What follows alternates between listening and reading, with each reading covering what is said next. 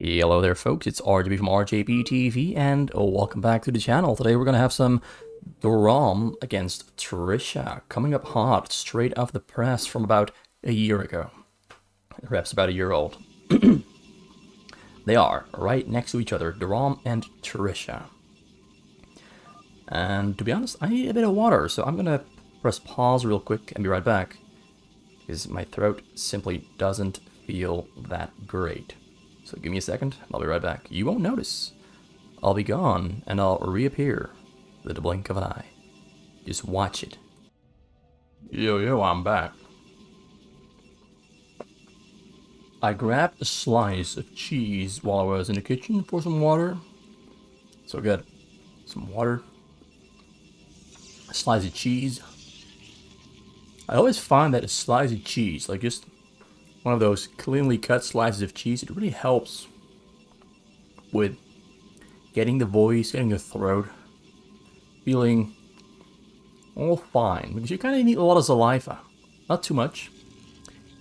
You need really well, basically lubricated vocal cords to cast and talk nonstop. It's not easy to do when, I mean, basically I'm just talking, there's nothing special about it, I'll give you that. But it helps when you're casting a game between Trisha and DOROM, of whom you know they're going to be in a lot of action pretty quick. DOROM is a very aggressive player on fastest map. He just wants to start punching, and he punches really hard. This guy's got really good micro chops and movements.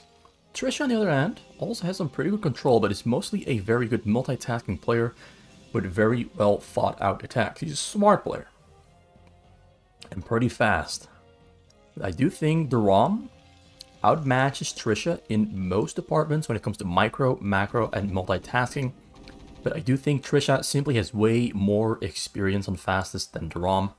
Although DOROM has been playing pretty much only fastest for the last 2 years, so he's been getting into shape. But Trisha is a 1v1 expert, and DOROM, I believe, is more so a 2v2/3v3 player on fastest, and a little bit less of a 1v1 player, although over the past year of 2021, he's been playing a whole lot of 1v1, and he's been getting into seriously dangerous shape.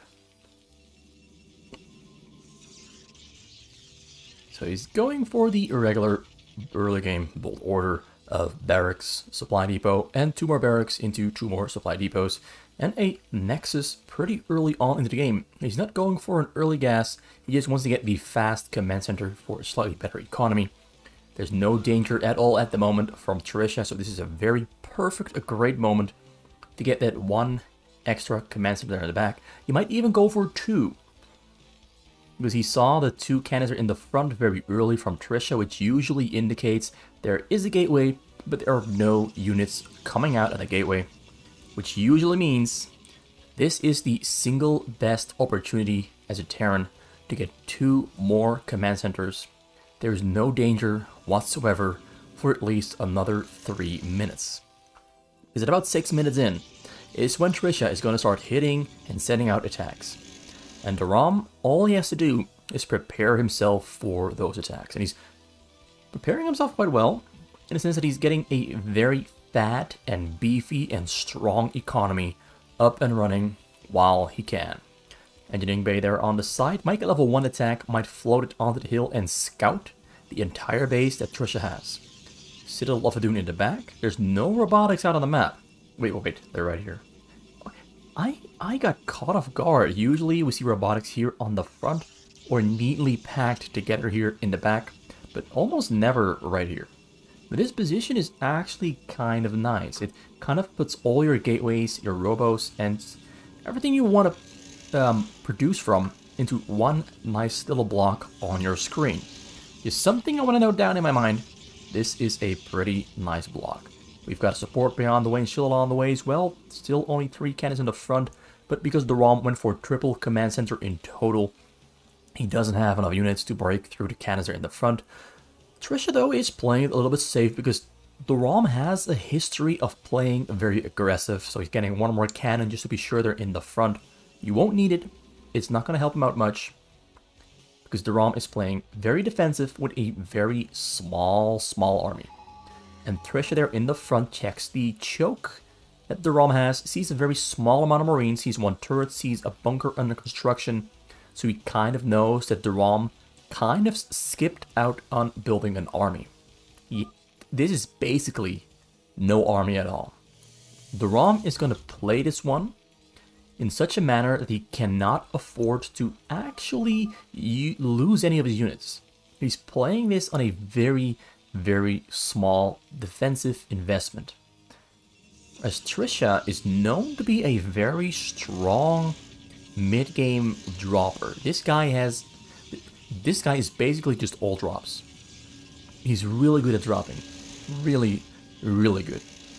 Games with Trisha usually don't go very long because either he kills you with amazing drops, or he's so occupied dropping non-stop that he doesn't have a proper countermeasure prepared against a really strong, maxed out and upgraded Terran counterattack. He kind of just attacks all the time, looking for openings. Like with this one shuttle, he's looking for an opening on the side, can't find one because DOROM has perfect timing on his turrets there on the right side. The left side is currently not protected, but Trisha isn't going as far as to fly all the way around just yet. He wants to go from the short side. No! He is going to fly all the way around. The shuttle speed is finishing up. It just finished up. Shuttles are now zooming across the map at lightning speed. Getting more gateways there on the bottom side because he doesn't want to lose gateways to tanks on the high ground. It is most likely something DOROM is going to try. DOROM there, scanning the base, scans the front, sees 2 Templars and a Zealot. But no shuttles, which means the shuttles have already left the base. Shuttles flying over the left side. There's nothing on the left side to protect. He's putting all his units there on the right side. Not a lot of Marines, but here on the left side, we've got a very strong unload coming in from Trisha. He's going to keep one shuttle there on the scene for a Reaver Shuttle Micro. He's going to fly back and forth, unload, pick him up. Micro, although I'm not sure. Oh, yeah, that's some pretty nasty hits there from the Reavers on the Marines. Gonna have to pick them up. Loses the Reaver Shuttle there, though. So the end result is actually he doesn't lose as many Marines as I thought, because DOROM had a pretty good split up on the Marines. The Reaver Scarabs didn't do that great damage. The tanks arrived in conjunction together with the Marines to siege up all at the same time. A lot of drop there on the right side. Oh, Corsair goes down. Shuttle does not unload. Pulls it back. So far, Trisha is not having a whole lot of success with his attacks. He killed some Marines. Well, this one might go in all the way. Ooh, turret takes some damage from the one single turret, and the 3 Marines would have been enough to take down the shuttle, so he unloads her on the side and storms Marines to death, which is the second best option he had. He had 3 options. Try to brute force it and maybe lose the shuttle and not do any damage. Retreat and not do any damage at all.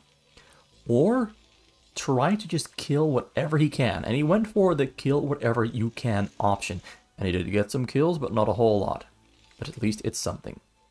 So DOROM's strategy is paying off. He's triple nexus. He's got a lot of SCVs. He's got a lot of money. He's got so much money he can't even spend it. The one single lone turret on the side is being a thorn in Trisha's side. Marines are relocating because he knows the shuttle is going to come in from the left side. So better relocate than keep those Marines in the position a drop's not going to come from. But Trisha's actually setting up a double drop. One from the right, one from the left. He's giving DOROM a pretty tough cookie to crumble. So bottom right coming in. This one's going to go straight for the SCVs. They're in the back. Marines are stimming in. Templar's too far away. Templar loaded all the way at the start. So instead of this... Oh, there's one Templar. Oh, 2 Templars at the end. I thought all the Templars were at the start. Templars... They can storm, but he's not storming. The real drop comes in, the 2 fake drops. Ooh, the fake drop has been successfully... Oh, he dodged the storm really nicely. Oh, he gets a huge chunk of SCVs right there. 9 to go. Only 11. It looked way worse than it ended up being. I thought he lost about 20. Maybe he did lose about 20. He's only on 49 on triple command center, so yeah, he probably lost about 20 SCVs in total. Still a pretty good hit there from Trisha. So yeah, this is what can happen when you play only a triple barracks build order on a middle spawn. It's pretty difficult to cover all the angles on only triple barrack marine production. It does have a lot of factories though.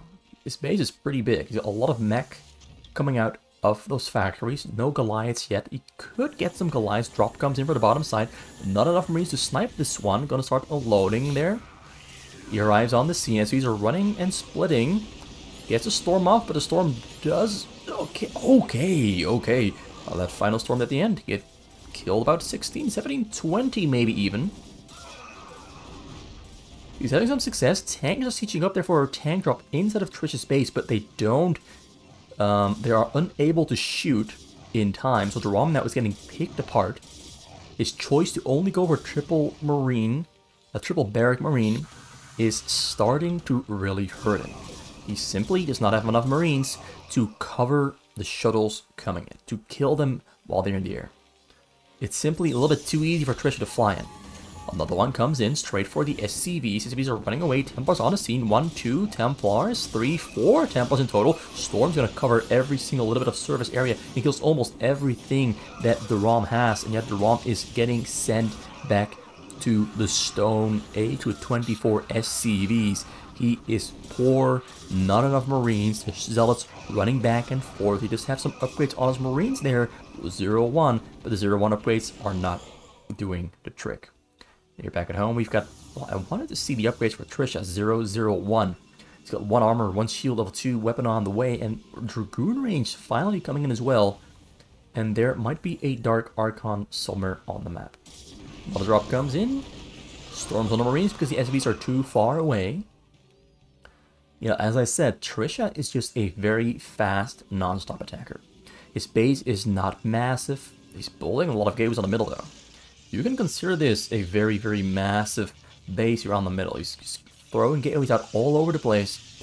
He knows he's not in danger of getting attacked. He's going to build gateways everywhere and go for a huge, strong frontal mass attack on DOROM's choke and try to break through and kill him. DOROM is having some tough time here defending himself.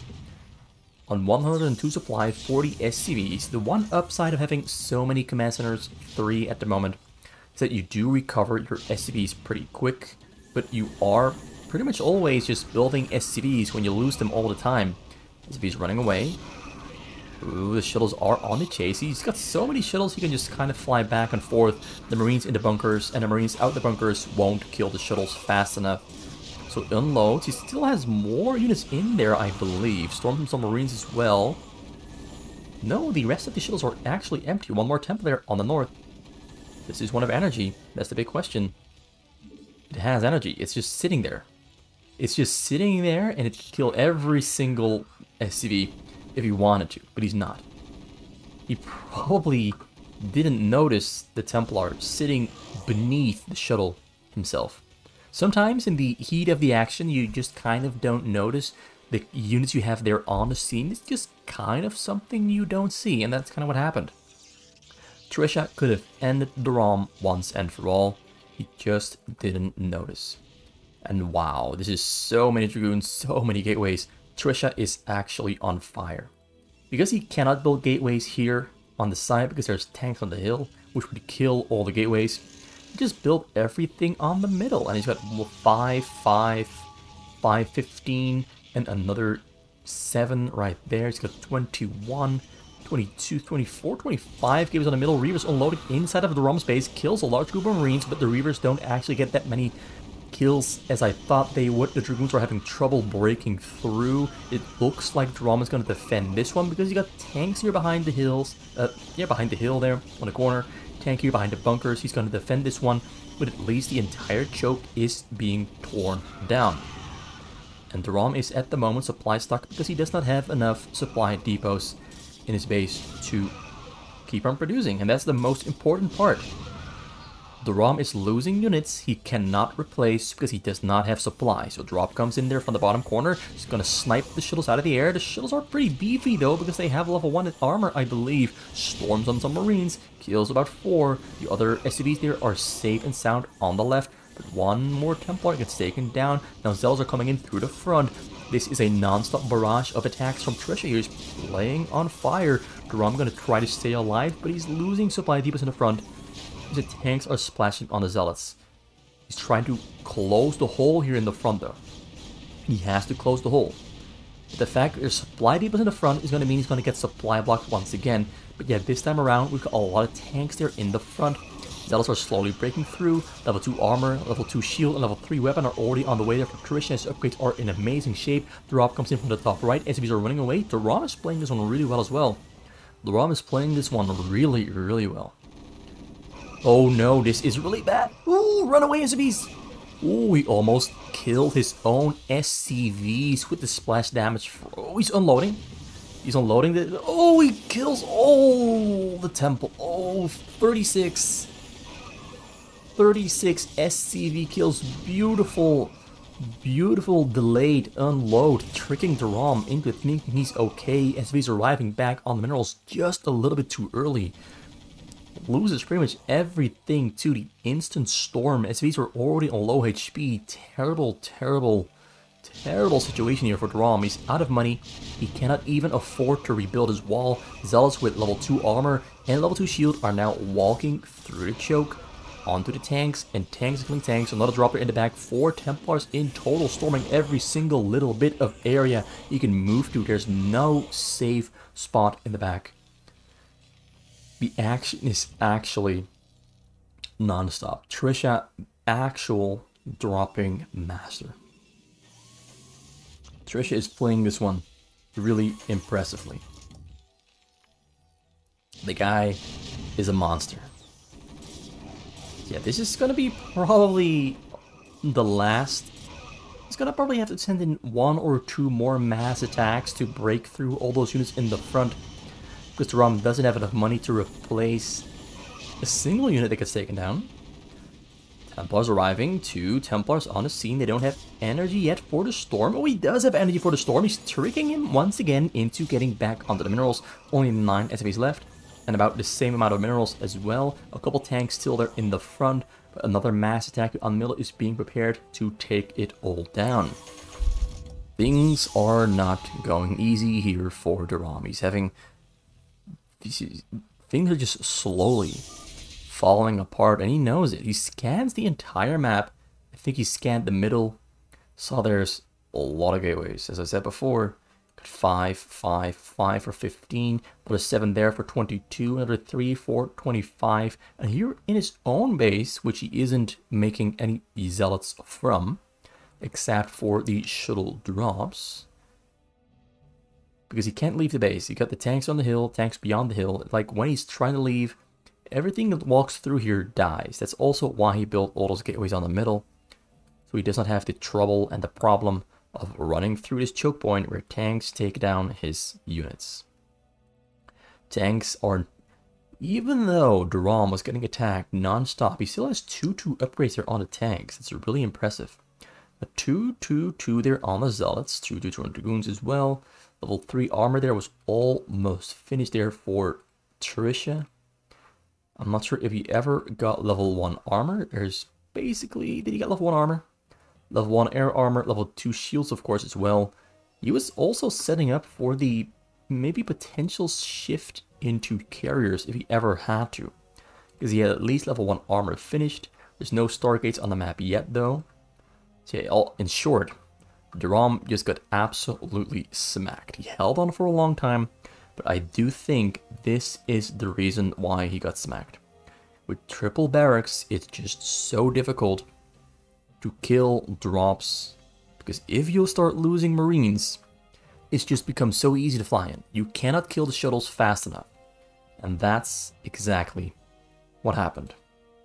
He couldn't kill the shuttles fast enough, and the shuttles just flew in, arrived on the SCVs, and stormed them to Kingdom Come.